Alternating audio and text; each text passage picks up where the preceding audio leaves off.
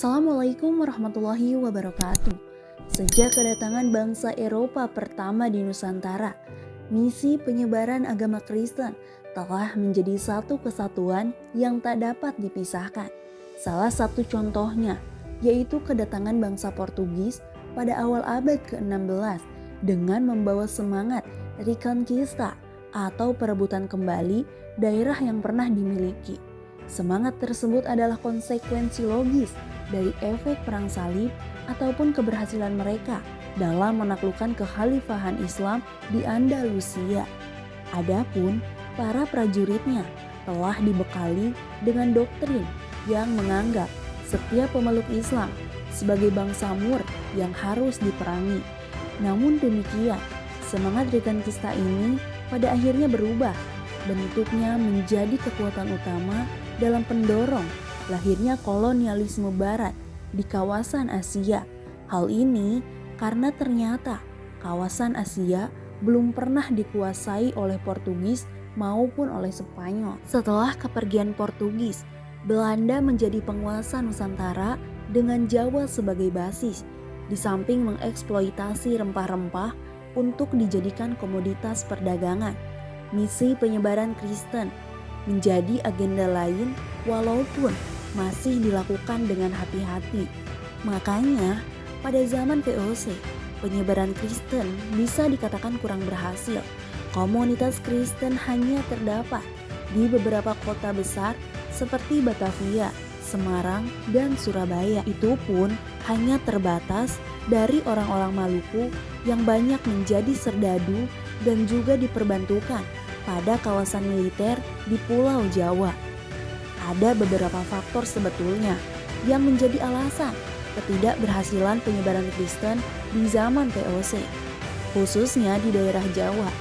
Di antaranya, VOC menghindari sebisa mungkin benturan dengan orang-orang Islam untuk mengamankan kepentingan dagang mereka.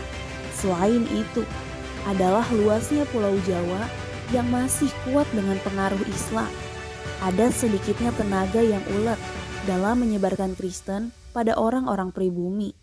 Di sisi lain, Belanda masih enggan untuk menggelontarkan dana yang cukup untuk kegiatan Zending. Awal kesadaran pentingnya misi pengkristenan oleh Belanda terjadi pasca Perang Jawa. Mereka secara langsung telah merasakan dahsyatnya perlawanan bangsa Indonesia yang digerakkan oleh semangat Islam.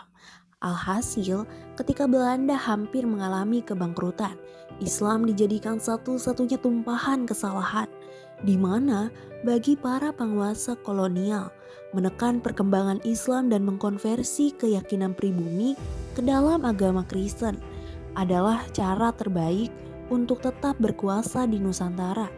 Hal ini senada dengan perkataan Sekretaris Jenderal Departemen Urusan Penjajahan Kesenius bahwa agama Kristen adalah dasar perkembangan sejarah negeri Belanda. Agama Kristen merupakan agama yang berdasarkan pedoman ilmu negara kolonial.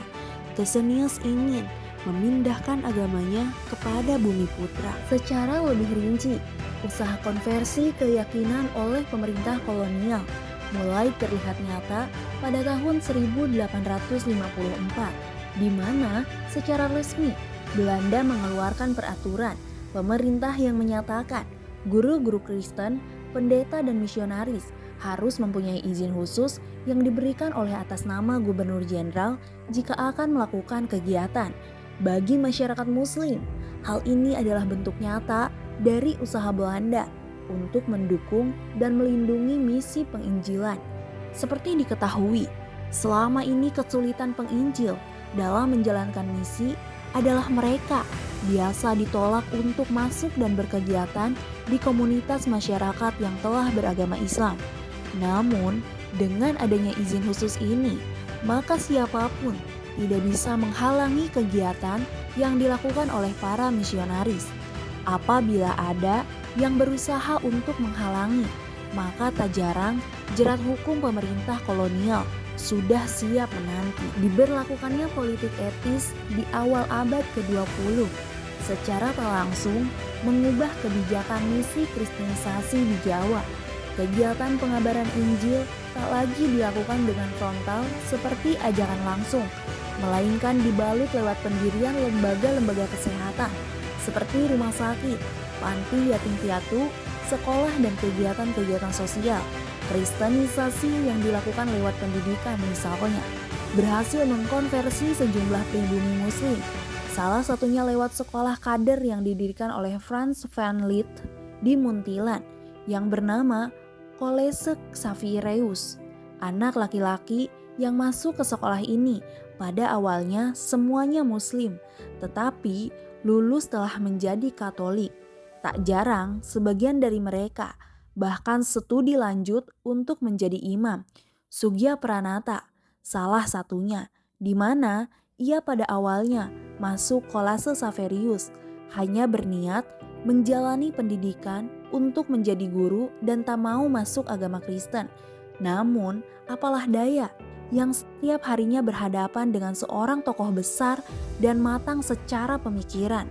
Alhasil, ia pun dengan sadar menerima ajaran Kristen dan di kemudian hari menjadi uskup agung pertama dari kalangan pribumi. Jika dihitung secara angka, melalui adanya lembaga-lembaga yang dibentuk pada masa politik etis telah mampu mengkristenkan sebanyak 300 hingga 400 orang dewasa per tahun di Jawa, dan pada tahun 1926 tercatat penduduk pribumi muslim di Jawa dan di Sumatera yang telah murtad sebanyak 45.000 orang.